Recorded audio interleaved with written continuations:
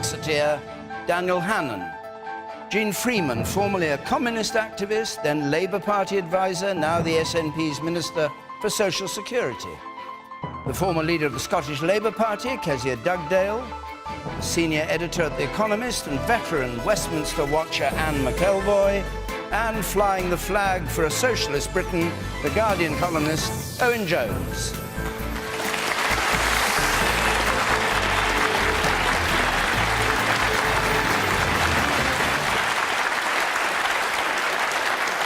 Thank you very much. Now, remember, if you're a regular watcher, you can, of course, take issue with the panel and with the audience using hashtag BBCQT on either Twitter or Facebook, or you can text us on 83981, and if you push the red button, you may discover what other people are texting. Our first question from Ailis Miller, please. Ailis Miller.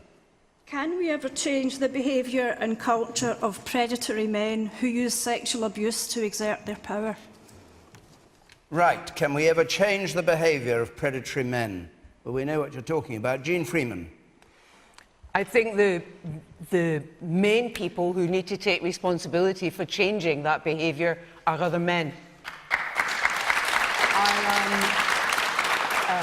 I am increasingly depressed by the notion that sexual abuse, sexual harassment, sexism, which happens across our country in not just in the media or in newsrooms or in corridors of power, but in shops and offices right across the land. I'm increasingly depressed at the notion that this is somehow women's problem and that we need to do something to fix it. I think it is crystal clear now.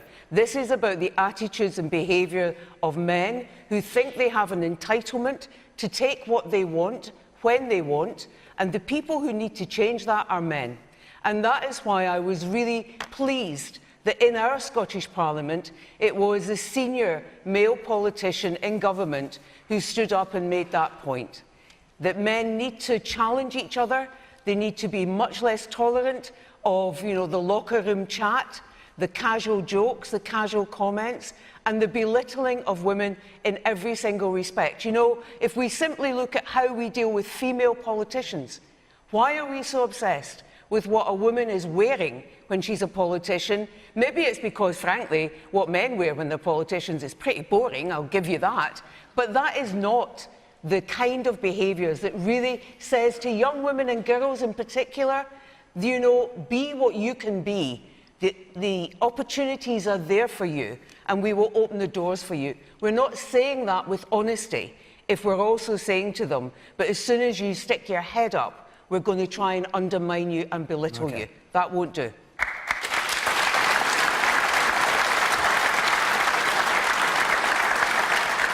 Anne McElvoy. Well, yes, I think it is changing. I think it's changing very fast, and we're seeing it change this week. We've got the proof before us. The House of Commons and I started writing about, thank you very much, David, for the word veteran, but it's a different place. And I think what has happened is that now, when we take the fact that we've had the most senior resignation, really, that we could imagine from this, of the Secretary of State for Defence, Michael Fallon.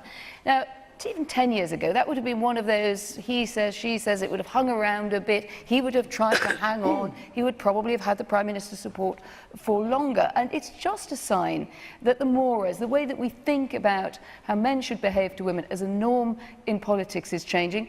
And I have to say, not just in politics. I have a bit of carry on Westminster needs to end. And all these excuses about, well, it's flirtation, it's banter. There are lines, and we need to police those lines much more. And I think that has certainly come across this week to political class. I was just about to say, I'm a bit wary about saying this is only about sleazy politicians. The media world that I joined, apparently back in the Punic Wars, according to David. The veteran just means you've been doing it for a bit. It doesn't mean you're age-old. Thank you. I'm better already. Yeah. But it really has changed, and it needs to change more. I absolutely take Jean's point. It is also the job of men to change that just as much of women. We've got out of the way of thinking of it as just the feminist cause that the blokes put up with. What do you make of what Sir Michael Fallon said? What might have been acceptable 15 or 10 years ago, that's not very long ago, is clearly not acceptable now. Do you think that's a legitimate justification for his behaviour 10 or 15 years ago? No, I don't. I think he was trying to some extent to be frank. I'm going to give him a little benefit of the doubt. I think he was trying to explain how he'd got himself into this mess. He's an intelligent man, he's a very experienced politician. He was supposed to be the safe pair of hands. That, you know, may be an unfortunate phrase in the circumstances. But it's just, I think what is wrong with it is it wasn't acceptable then, it's just he didn't know it. And that is what annoys people. And I think if you say to people who have that view, did you really, you know, would you have liked your daughter to go into politics or go into any profession and necessarily, you know, feel that they sometimes had to sort of fend off kind of, you know, lusty men around the office when there was, you know, they were not really putting themselves in the way of trying to go out on a date with you. I think that is a line that we've just changed our understanding of that. Sometimes people make excuses, but when you ask them if they'd like their own children to come up against it when they go into the workplace or start to enter adult life, they're much more stringent. I think that's good. Let's hear from one or two members of the audience before we go on. Alice, you yourself, what's your view? I think it'll take a long time. I think it'll take generations to actually change. Yeah. And you, sir? It's not just entirely men that cause this problem. When I was at sea, I sailed with a stewardess who had retired out the RAF, who had been based at Chequers, and she used to tell us that she used to lick her lips when the new recruits come into the building. All right. I don't know. Don't we want to go into that one? You sir up there. What I can't understand is a lot of the recent furore over what has been happening is historical. And you would ask yourself why the people concerned haven't come forward before now. Some of that is because they've been in fear of their livelihoods or their jobs or whatever it might be. But I thought that we had a charter, a whistleblower's charter, that never seems to have been upheld, and therefore the people concerned have never felt that they've got any support. Owen Jones. Well, look, we live in a society which is still riddled and defined in lots of ways by sexism and misogyny. And the point you just made there, it is so hard for survivors of sexual violence to come forward. And there's the sense of it's my word against theirs. It's the abuse of male power, this belief that, you know, the sense of entitlement people have, a sense that their career could be jeopardised as a consequence, that their sexual history will be trawled over, that they will be demonised and attacked in court and all the rest. The truth is, in Britain, men who assault, harass and rape women get away with it. 1.4 million women every single year suffer from domestic violence. 400,000 are sexually assaulted and 90,000 are raped. And the vast majority of those cases, there is absolutely no justice whatsoever. But the answer to the first question has to be this. The only way we ever got change was courageous women, the women's movement, struggling for the rights of women against entrenched misogyny and sexism. And that's how all the rights we have in law when it comes to protecting women have been achieved, that the transformation of male attitudes, which still has a long way to go, was because of the struggle of women. But my fear in Parliament, and we'll talk about, I'm sure, Labour and Labour's own particular independent inquiry into a horrendous rape of Bex Bailey, an incredibly courageous young woman. My worry with the Conservative Party at the moment was a briefing in the Sunday Times this week, which suggested the new Defence Secretary, Gavin Williamson, had given regular briefings to Theresa May about sexual harassment by her cabinet ministers and MPs. And the question has to be there, why wasn't it acted on? Was it used to try and keep their loyalty, to scare them into believing that it would be exposed rather than acting on it? Did the whips fail to act? And because if the government of this country takes a blind eye to sexual harassment, what message does that send to the rest of the country when male violence against girls and women is so rampant? They have to set an example, and that means cleaning up politics in this country to show that sexism and misogyny has to be consigned to the scrap heap of history forever.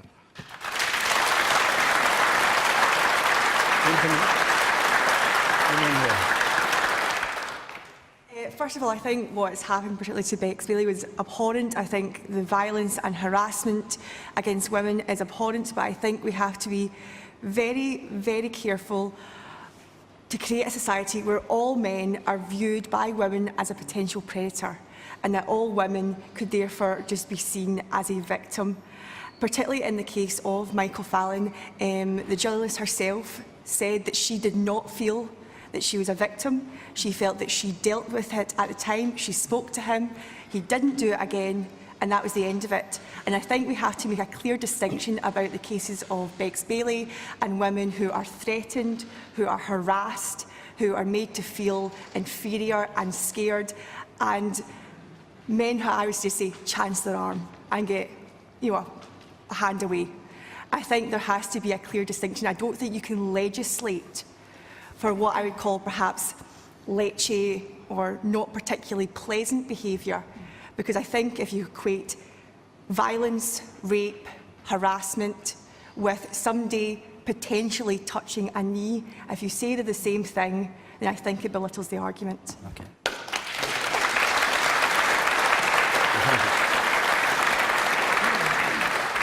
Kezia Dugdale, do you agree with her? I do, yes. Let me say something about Bex Bailey in a second, but address the point about Michael Fallon first.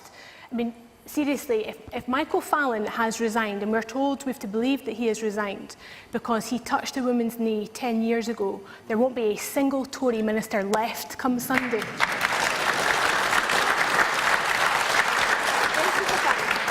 This is about a culture that permeates politics, and we are all looking at our parliaments now, but we are kidding ourselves if this isn't happening in every single workplace across the country today. I know of constituents, young mums working part-time, who are scared to speak up when their boss slaps them on the bum because they know they'll lose their job. This is the type of thing that's happening in women's everyday lives, and it's been exposed in our politics just now. I know Bex Bailey, I know her quite well, and I spoke to somebody who's looking after her just now, because right enough, she's turned her phone off. She doesn't want to speak to journalists anymore. She feels she's done her bit. But if Bex was here tonight, I tell you what she would say. She would say, listen to what she actually said in that interview on the radio. She doesn't want this to be about her or about individual women like her. She wants it to be about how we change the culture now. And she is begging politicians and people in power to learn the lessons of what happened to her. And the one thing she's asking for is independent reporting of sexual harassment. You should not have to phone your boss or somebody who is in a more powerful position than you to report this type of behaviour. You have to trust the system, because what's happening just now is women feel three things. One, that they won't be believed. Two, that no action will be taken. And perhaps the worst of all, that they'll be marked as trouble. This isn't about the women, it's about the culture, and it's high time we changed it.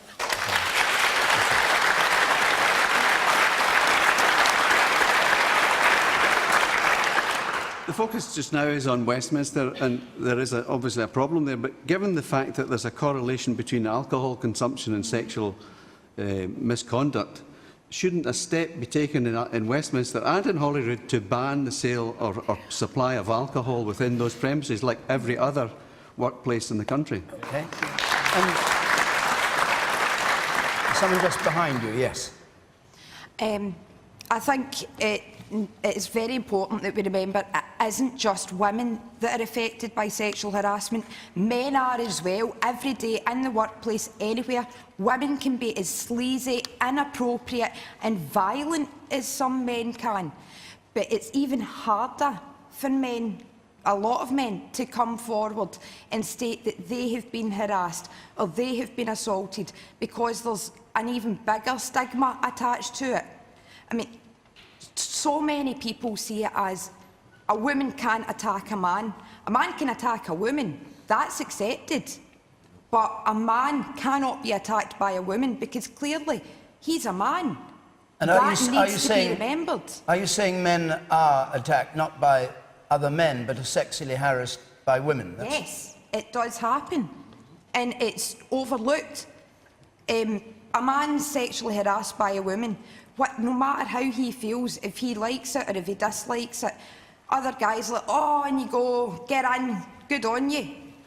But really, that man could be sitting, and I've actually met somebody who was really, really traumatised by a woman that had been constantly having a go. She's like, oh, we're just having a laugh.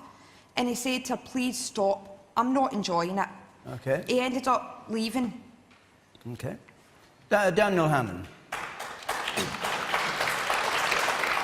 Well, the question was, are attitudes improving? Can they be improved? And I think the answer has to be yes.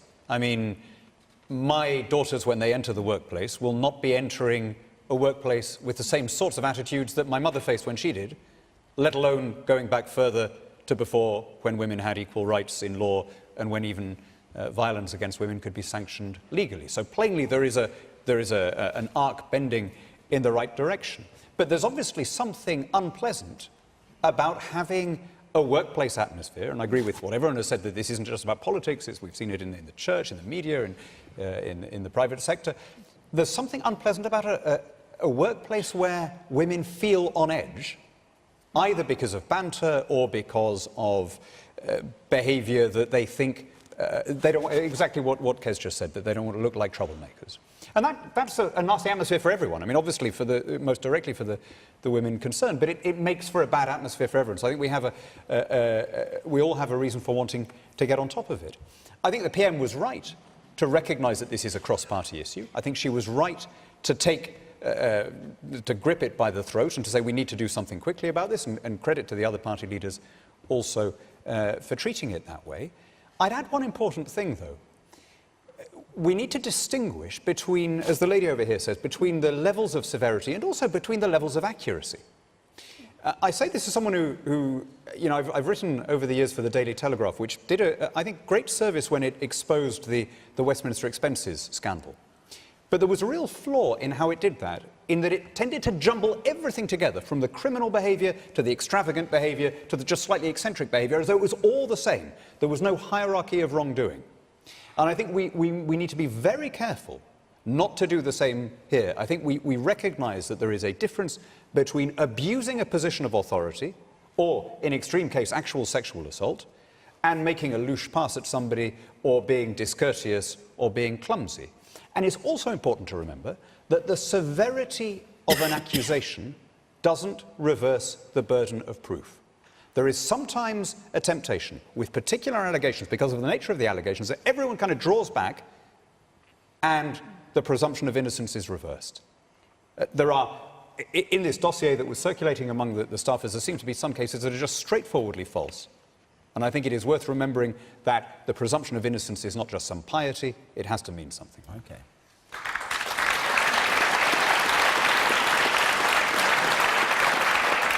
Just before we leave this, hierarchy of wrongdoing. Do you agree there's a hierarchy of wrongdoing, as Daniel just said? Well, I agree with what Kezia said, in that there is clearly a difference between sexually motivated talk and harassment and sexual violence and rape. There is clearly a difference. But I'm not sure I do agree with Daniel, because what you described to me in terms of the expenses scandal was actually at its core an abuse of power.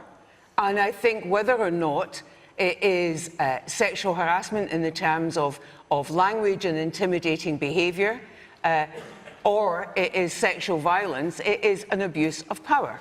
And therefore, whilst you might take different solutions to that, you know, there is criminal behaviour at one end and other behaviour at the other end, nonetheless, the core of it is a belief that a group of people are lesser than you and that you have an entitlement to exercise power over that group of people. And I think, in response to what the young lady in the audience said about when men are harassed, my attitude is simple. Harassing and intimidating and abusing anyone is unacceptable, but we are clear that the vast majority of people who have to deal with that day in and day out are women. And that is what all of this is exposing. Now, it's not just about one individual or another individual. It's about attitudinal and behavioural change. And it has to absolutely be led by those of us who are elected to make laws. We need to have a particularly high standard of our own behaviour, but it needs to permeate all the way through our society, so that in those factories and shops and all the rest of it, it's changed there too. And the leaders of that, in all honesty, need to be men supporting the women who speak out. Okay. I'll take one last point, then we must go on. I suspect that Michael Fallon knows that his behaviour was unacceptable 10, 15 years ago, but that it wasn't perhaps, the issue wasn't out there in the media spotlight and under scrutiny, and others are obviously involved as well, so I think that's why he has chosen to resign. Okay. Let's go on to another question. Just before we do, we're going to be in Croydon next week, and the week after that we're in Newcastle, and on the screen now, if you want to just make a note of our email address and our phone number, I'll give it all again at the end. But anyway, it's Croydon next week and Newcastle the week after, so if you want to come, you'll be extremely welcome. Alistair Bell, let's have your question, please. Alistair Bell. 8 Catalan ministers have been jailed. Does the panel agree that Spain is behaving like a fascist state? Wow. Catalonia. Eight of the Catalan devolution ministers were jailed today. Is Spain behaving like a fascist state? Owen Jones. Well, certainly as a very authoritarian, anti-democratic state, to say the least. Look, it doesn't matter whether you support Catalan independence. It really is actually quite irrelevant. The issue is, do you support the right of the Catalan people to freely determine their own future without being dragged from polling stations and thrown downstairs? And in modern Europe, to see an elected Catalan, an elected political leadership, fleeing a country to claim political asylum and being locked up in prisons should chill every single European and encourage us to stand in solidarity with the Catalan people. Look, I think this is a bit like the right to divorce. Just because you support the right to divorce doesn't mean you think everybody should get divorced. But imagine you've got a married couple and one of them said, you know what, I'm having second thoughts about this. Not sure it's working out. I'm thinking about a divorce. And the response of the partner was, how dare you, screaming in their face, vetoing any talk of a divorce and making their life increasingly hellish. In a sense, the right to national self-determination is similar. I don't happen to support Catalan independence myself, but I do think they have a basic democratic right to determine whether an independent state or not. If Scotland had been denied the right to determine its own future, that would have been a democratic outrage. And in modern Europe today, the least that the other European governments can do is tell the Spanish government, stop assaulting voters, stop locking up elected politicians, stop denying the right of your people to determine their own future, and stop attacking civil liberties. And whatever you think about independence, that should be something that unites all of us, I think.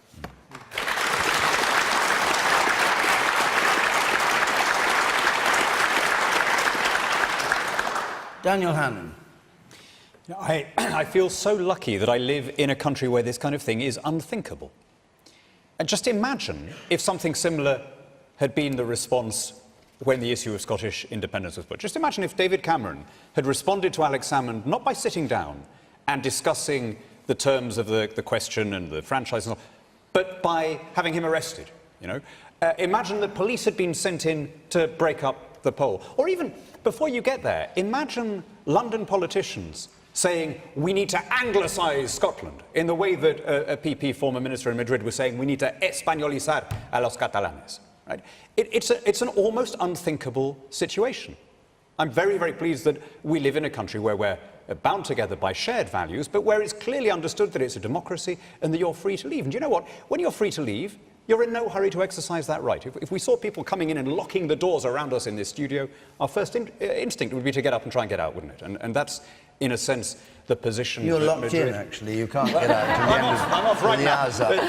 But I say this as someone, you know, I'm deeply Hispanophile, and most of my Spanish friends and colleagues are, you know, conservatives and are unionists. But for the last 3 years, I've watched with increasing bewilderment as they've created a problem that previously wasn't there. If there had been a referendum 3 or 4 years ago, all the indications are that it would have gone in favour of the status quo.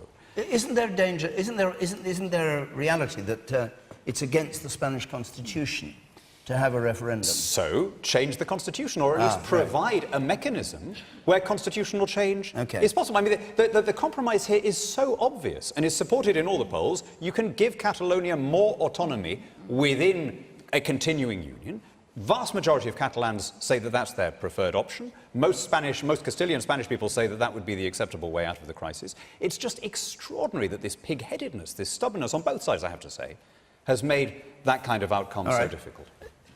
You say in the white shirt there. You say all this, but you support a government that still backs Spain's position. So are you going to lobby the government to change their position on the Spanish stance at the moment?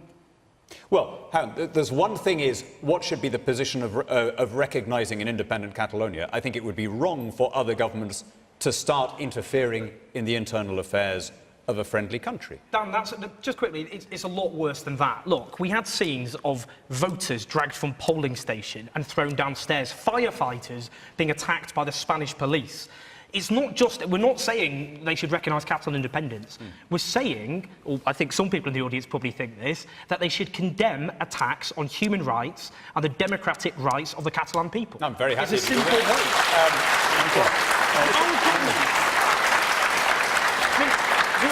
You make a point. I've had this conversation. I've said privately what I'll happily say now publicly to my Spanish Conservative friends. I think this is not only a morally wrong behaviour, it is also intellectually wrong. It's foolish because they are making much more likely the outcome that they supposedly... I think the point is whether you make the point to your British Conservatives, not the Spanish Conservatives. Well, but what do we... I mean, the government... The only thing practically that the government could do would be to take a different position on whether Catalonia should become independent. No, I don't think it should do that. I think it should be neutral on that. Why didn't they just condemn the attacks on democracy? It's very straightforward. Well, but I think they have said that there was excess force. They haven't condemned the Spanish government for a thing they've done, not a single thing. All right, Jean. Nothing. Owen is absolutely right. And, you know, I appreciate what you say about the country that we live in and the way in which the proposition for a referendum in Scotland was negotiated. And I give credit to both the UK and the Scottish Government for doing that.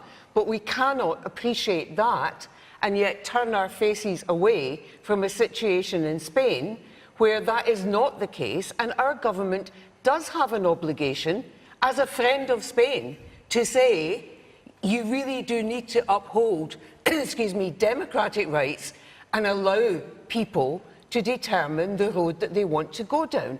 And to make it worse, day by day, I am almost speechless when I see the next step that the Spanish government takes. And now to jail elected politicians, not sacked politicians, elected politicians, to put them in jail.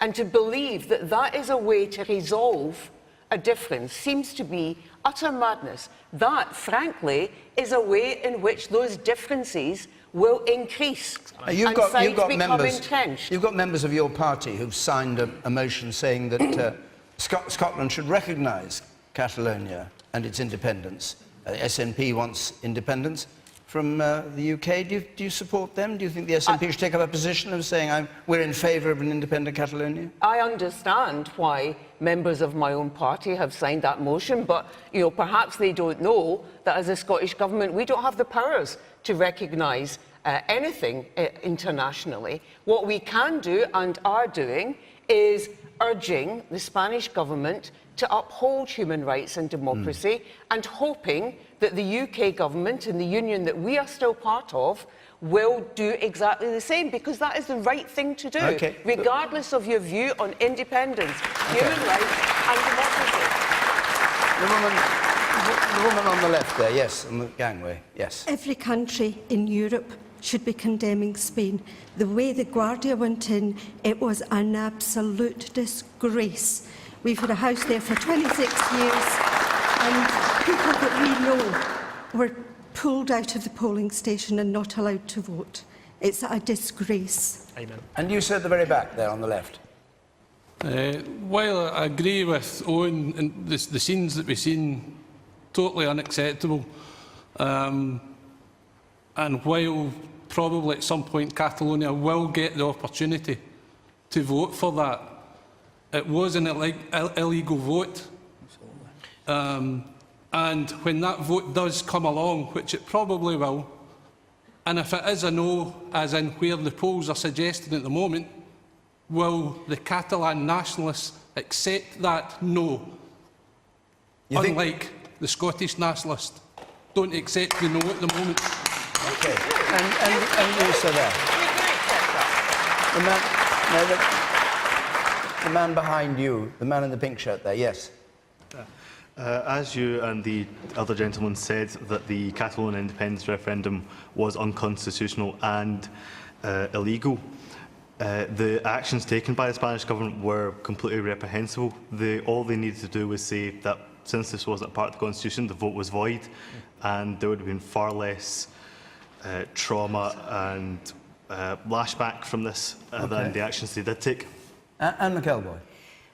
I think it's, it is right, but also a bit too easy to simply go down the line of condemnation. We can all condemn what we saw happen because we wouldn't want to see it in our own countries. And having cut my teeth cutting the old East Germany and covering authoritarian regimes in Eastern Europe and the former Soviet Union, it has resonances which I think are deeply unpleasant. But the facts are that there is not an overall appetite in Catalonia for independence. And sometimes the debate is conducted as if there were. And sometimes some of the framing of news reporting seems to suggest that there is. And there is not. This referendum was not held in a way that was appropriate. The road to it was not the one that would have been taken in the sense of, we talked earlier about, or referred to, the Scottish referendum. It is a sign of what happens if you go down roads which are secessionary rather than pro-independence. If you want a legitimate pro-independence movement, then go out there, campaign for it, get people on your side. That, I think, would have shown up Madrid and the unbending stance, overly so, of Mr. Rajoy, the Prime Minister, so much more than this slightly fly-by-night movement, which I don't think has covered itself in glory. Now is the time for both sides to step back. The push for independence is, I think, over for the moment. There will be a chance in elections in December, I think, to begin to redraw the relationship. Personally, I'm for greater autonomy along the Basque model, but I think the way to do it is not this. We've seen a hot-headed conflict, and it's had very bad results. Okay. To be fair, I think they did try. I mean, I happened to be in Barcelona talking to what they call their foreign minister the day before they announced the referendum. And he talked me through the ways in which he tried to negotiate with Madrid to get something that may have been on a vote on something short of full independence. And there was a kind of aggressive authoritarian legalism from Madrid, an absolute refusal to discuss it, which I think was hugely unproductive. Just on that question hold on, no, wait a second. Kezia Dugdale hasn't a chance. Kezia. Well, I think Prime Minister Rajoy has done more to build the support for independence than any Catalonian nationalist has done for quite some time by the way that they have behaved. And I think what we've got now are two fundamental principles clashing, the rule of law and democracy. So you've got the government in Madrid saying this referendum is unconstitutional, we've got to abide by the constitution, and you've got people in Catalonia saying we've just had this referendum, the people have spoken, that must be respected. And this disaster, this complete mess, has all come around because that referendum didn't have the legitimacy that it should have had when the government in Catalonia had a majority to conduct that referendum. The only way that we can get over this impasse, in my view now, is to have a legitimate referendum in Catalonia. There has to be a political, democratic solution to this, and it has to be that referendum that everybody will take part in, everybody will vote in, and then everybody should ultimately respect the result of that referendum. Okay. We're over halfway through. We must move on. Matt McQuaid, your question, please. Should smacking a child be a criminal offence? Should smacking a child be a criminal offence? And the background to this is that it is going to become a criminal offence here in Scotland, correct? I don't know quite when, but it's on the order book and the SNP are supporting it. So in Scotland, smacking a child is going to become a criminal offence. Anne McElvoy, do you think that is the right way to go? No, I don't. For two reasons. One is I think it's too great. I'll take that. Thank you. I got it easy on that one. No, for two reasons. I mean, I remember Tony Blair saying when he was asked if he smacked his children that he had done it and he didn't feel great. afterwards. It's usually a sign that you've lost control of a situation. It's no, you know, it's usually really not your best moment as a parent. But it's something that some parents want to keep as a sanction and others don't. And I think that should be a choice. And I'm you know, taking as an obvious point that there is a line, and it's, I think, a common sense line between that reasonable punishment and abuse. So the other thing that worries me is the passing of laws which are sort of meaningless because they're incredibly hard to enforce. So either the state would have to really be intervening in the life of every family in Scotland, which is unlikely and would be very unwelcome, or you have an endless argument about what was really happening. And I think when you know that there is real mistreatment, then of course you should be absolutely draconian about it. But parents, on the whole, are good judges of the way they bring up their children. Politicians are not such good judges of the way that we bring up our children.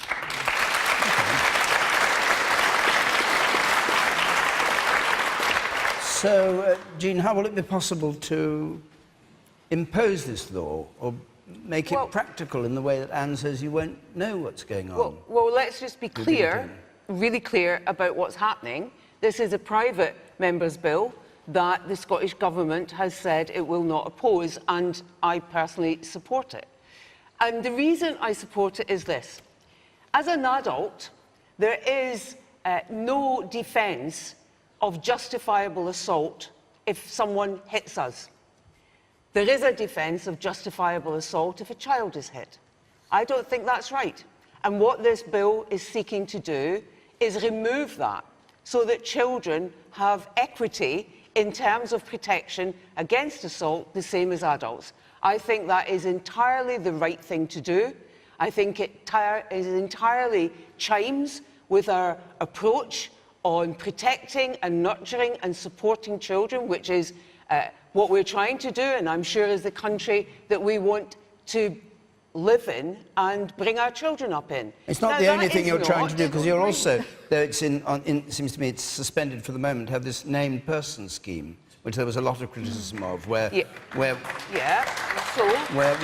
an adult from outside the family is given responsible for a child in the family. Let's just recall where the named person scheme idea came from, and that came from catalogues of abuse and indeed deaths of children, small children, babies and others, where at the end of yet another inquiry about how could that happen, one of the core things that was always concluded was that one agency didn't tell another agency about what they saw going on. And the idea of the named person is to offer that opportunity both for the family to have support, but for the agencies to work properly together in order to protect children.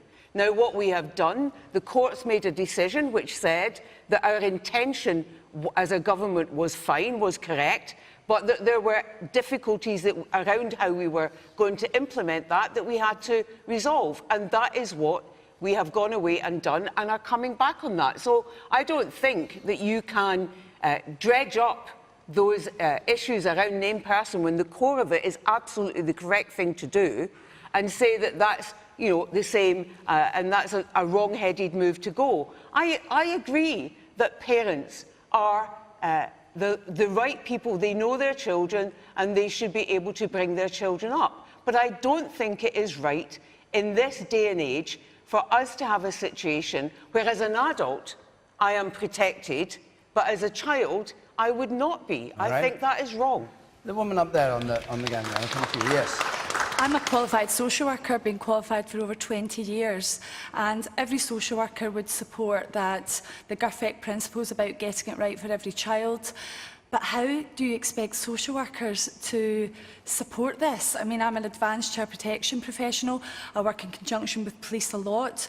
There are laws in place at present to protect children, but in terms of supporting that, when families don't have allocated social workers at the present, when vulnerable people are at risk, it's just unsustainable to have these types of laws and expect professionals to be able to make them meaningful. You think you would have to make the not smacking law work? It would only be down to people like yourself. It would have to be effective. It would have to mean something. It's like the law around smoking in cars with children. How is that policed? I mean, whether it's emotional harm, physical harm, I support the principle and I absolutely advocate as a professional that no child should ever be smacked. But policing that and equipping social workers, you need to have 1 million more of us to support families to make it meaningful. Okay. And that man up there at the very back, you say. Yes. When me and my wife were talking about having kids, I said, right, I'll be the authoritarian and I'll be doing all the smacking.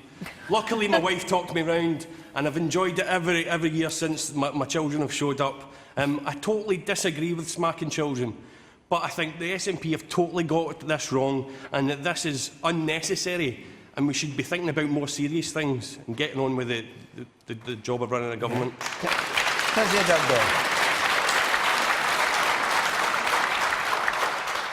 I actually think that assaulting children is a pretty serious thing, and what we're trying to do here is to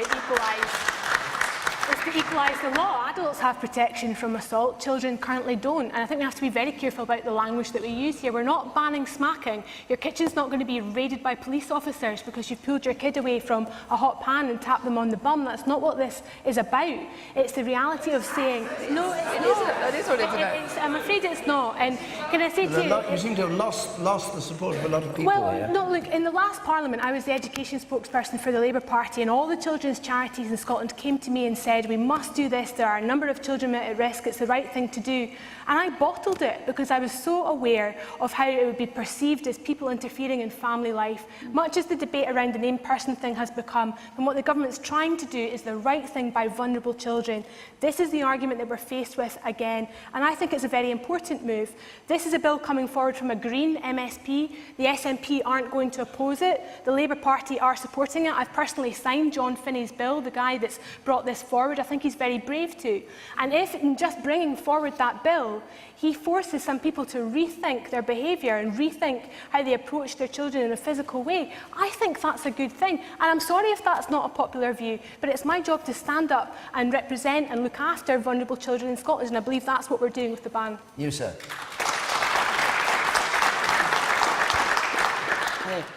I mean, you're saying it's perceived kind of influence in family life, and I don't think it is perceived. I think that I'm not a parent.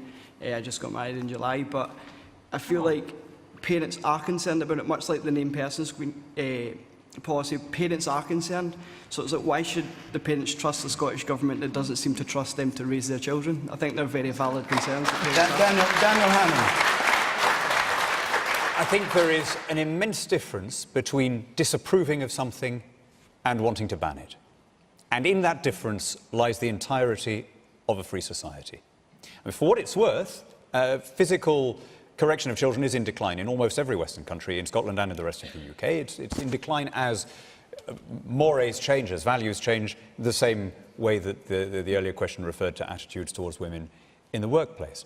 But what we're talking about here is bringing the full force of law in, as we heard from the social worker lady there, I think the most unarguable objection. This is an unenforceable piece of legislation. So why is it being passed? It's being passed because lawmakers reach for legislation almost always as their first recourse to show what nice people they are, and to show how concerned they are, and to show how they're on the side of the kids and so on, without any thought for the practical unenforceability of it. And the worst possible reason to pass a law is as a kind of state-amplified virtue signalling. We should be proportionate in what we do, and we should recognise that the best unit, not just of conveying values, but of healthcare and social security and education, is the family. So,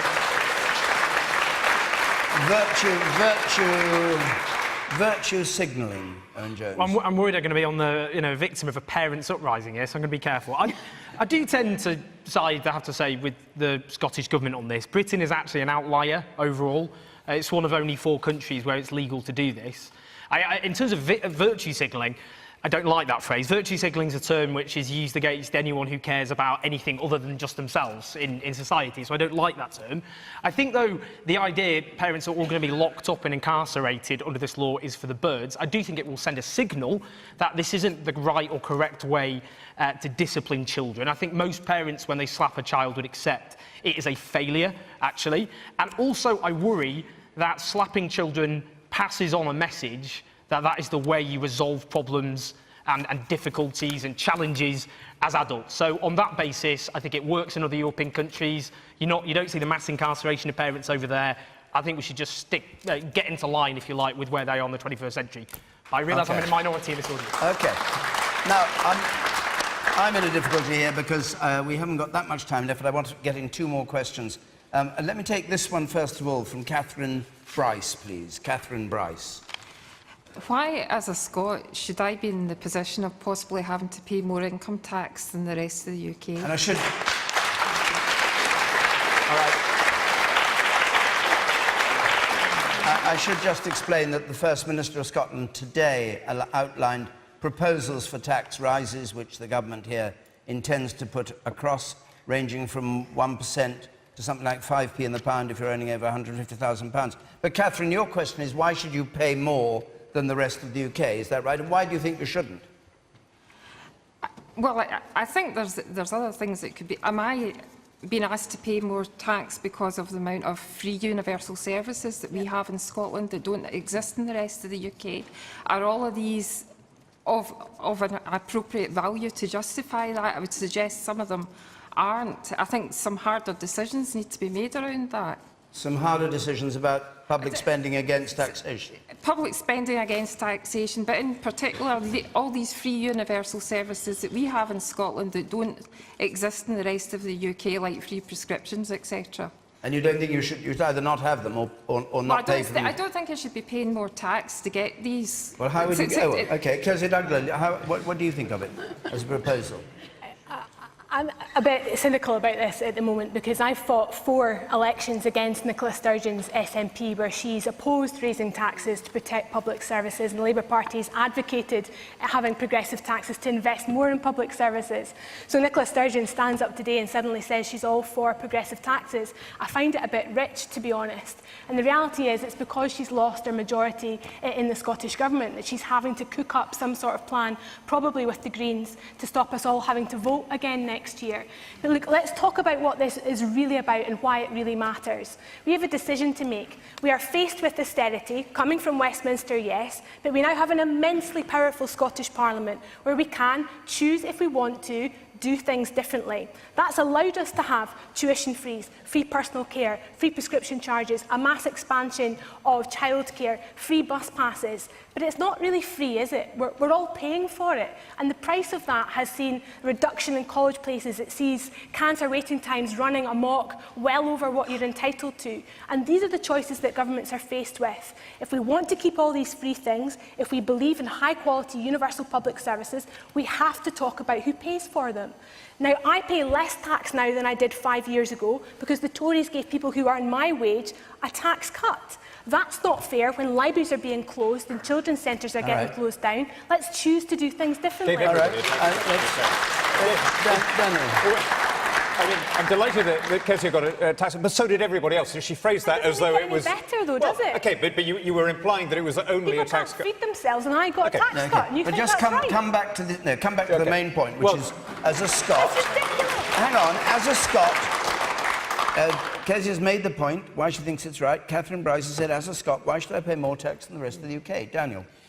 Well, it's good to have a strong relationship between taxation, representation and expenditure. And under the old system in Scotland, there was a limited linkage between those things because the taxation was largely done at a UK level, and there was an imperfect link between what the devolved administration was spending and what it was raising. Now, I look at the referendum result from 2014, and it seems to me the only fair way of interpreting a 55-45 vote is to say, if we're going to build a new consensus, it has to be on the basis of something in between, i.e. more devolution within the UK. It will go too far for some people, it won't go far enough for others, but part of that must be a measure, or a greater measure, of fiscal autonomy in Scotland. And I think that would be a good thing for Scotland. I think it would be a good thing for the whole of the UK, actually, because people, the closer the politicians are who are spending money on our behalf, the more careful we tend to be about it, the more we hold them to account. But if Catherine doesn't like being taxed more for living here, the solution is in her hands. She could vote for Ruth Davidson and have a lower tax, and we could actually have tax competition within the UK and downward pressure on rates. That'd be wonderful. Or you could move south, I think you said. Owen Jones. My dad's a very ill cancer patient in Edinburgh at the moment, and the Scottish NHS doesn't have the resource it needs, partly because of a lack of money. And if those at the top of Scottish society end up paying a bit more tax, then that's a good thing, because you can invest in services like the NHS for the good of my dad and no doubt many of your own relatives. The truth is, the reality is this, and this is about Scotland and the rest of the country. A few years ago, the financial elite plunged us into a very, very bad disaster. And they got away with it. They carried on paying more bonuses than every European country put together, whilst working people suffered the longest squeeze in wages for generations. We've had the worst fall in wages now of any EU country other than Greece, where we don't have the housing, the affordable, decent, comfortable housing that millions of people are denied. That NHS in England was plunged into a humanitarian crisis, according to the British Red Cross, where most people in poverty are in work, earning their poverty every single day. All right, can you come to the point This that was is being a made? social order which is bankrupt, because the richest people in society are not paying their fair share, whilst millions of people are paying for a crisis they have nothing to do with it. Makes them pay more tax. Okay, but the question, I'll come to you, Jean, if I may, on this, and will you stick to the point about Scotland as against the rest of the UK, which was the question? And if you can praise it a bit, I'd be grateful, because I want to get one more question in. Okay. There's a number of reasons, I think, and one of them is the quality of our public services. Please let me finish. And the points that Kezia made in terms of what we receive in return for the taxes that we pay. And those are significant expansion in childcare, free prescriptions, free bus travel, free personal and nursing care, which we will extend to those who are under 65 in certain conditions. Now, what we have produced today is a set of options of what we could do with the limited income tax powers that we have. And, you know, yes, you could vote for Ruth Davidson, but if you voted for her tax options, what you would see is a tax cut for the top 10% of earners and £140 million taken out of the Scottish budget for public services or for any level of expenditure, because that is what the Conservatives are offering. And in Kezia's point, yes, Kezia has argued for this, but what we have said before is that the option that Labour was producing was an option that affected those who were poorly off as well as everyone else, and it was a pretty blunt instrument. What about the 50p top rate? You opposed that. We've brought forward a series of options. We've costed what the other parties want to propose, and the idea of this is that we try and reach a shared view in that Parliament about the best way to use those tax powers, meeting 4 important tests. And clearly, if you read the paper, 50% of income taxpayers under any of those options that we've brought forward would not pay more tax. But the point is, you are not, and this power to increase taxation has been around for a long time. You're not averse to using it and making Scotland a more heavily taxed place than the rest of the UK. That's the nub of the question. No. Very briefly, you're not against that. No, the point of having powers is to use them when you can use them effectively. Okay. And we've brought forward a series of options where we believe that people should be able to choose between those in order to have the investment in public services, in infrastructure and in economic growth that Scotland needs. Thank you. All right, you've made the point. I'll have to move on. All the more so, if I may, David, because of the impact of Brexit that was not there over a year ago. All right. That is the case. All right. The man, I'll come to you, Anne. The man there, the man on the gangway there. Yes, you, sir. Quickly, if you would. Yes, you. Yes. How can we create investment in Scotland, where we're the highest taxed in the UK? It sends out the wrong message. Anne McElboy. Well, the short answer to the lady's question really is that the deficit in Scotland is over three times what it is the UK as a whole. I mean, this has been a high-spending country. Yes, it is true. And it's a high... you have had the UK's deficit. As the UK's deficit, that's what I said. But the point that you're trying to sort of bring out, the lady I think was asking, was in a sense, why should she be more highly taxed? Well, actually, I'm pleased that you're beginning to use tax-raising powers. I think if you've got them, you might as well use them. I wondered how long it was going to take, because Nicola Sturgeon wasn't looking that keen to do so, as Kezia pointed out. I know that you've used them in a limited way, but this is now getting rather more serious, and it is coming through to people that some people are going to pay more tax. So you can either continue to spend at these levels, but what is really missing for me is any talk about, you're talking about superior public services. To be honest, as a former policy editor, I don't really see them in lots of places in Scotland. I think in health and education there are big structural challenges to reform. The UK in health. Well, right. I would quarrel with you on that, but it certainly does not in education, as you well know. A lot of the results are going backwards. What's your point? My point is you can either spend more money and raise more money and go honestly to the people of Scotland and say that that's what you're going to do and you're going to expand that. That, I think, is a good thing. It's a devolutionary principle. But then you have to take it on the chin that people will not necessarily think they're getting value for money, and you need to address why not. Because there is a lack of reform in the public services in Scotland. I don't think it's a big secret. Can we at least allow the possibility that putting tax rates up is going to diminish revenue, right? When, for example, the corporation tax rate was cut, the amount of money that came into the Treasury hugely went up as business increased its activity. The cut in the top rate of tax led to the richest people paying more in both absolute and relative terms. There comes a point when you put tax up to a level that your revenue begins to fall, and I think that's a lesson for the SNP maybe about to learn. Then on to the last question. Yes, you, sir. Quick. Hi. In 2005, the Kerr report was published. Jean knows about it. She was political advisor at the Labour Party at the time. The report said at that time that the NHS was struggling for money, long before anybody had ever heard of Brexit. So why have 12 years gone by and all of a sudden it's time to make tough decisions? Okay. It's laughable. And you, sir? Want to come in very quick, if you would? We can ground all the houses with this, but once again Scotland's been used as a guinea pig. With the dreaded poll tax in the 70s, now we're getting income tax. We're being used again. OK. We've got a minute left for this last question, but I think we should have it. Alex Young. Should our present Prime Minister, Theresa May, be replaced by our excellent Ruth Davidson? OK.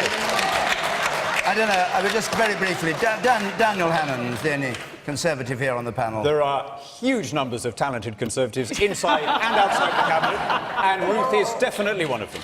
OK. Anne, you want to... I think she'd be a very welcome Scottish export at Westminster. I think there may be a vacancy. The question is, does she want to leave this lovely land of yours? Because she doesn't seem to... I think she should tell us, don't you? Owen, very briefly. I'm sorry, but I don't think it matters who the Tories replace their leader with. Jean, quick one if you would. Well, Ruth is a Tory. I don't think it matters much either, except that I wouldn't have to listen to her waffle every week at home.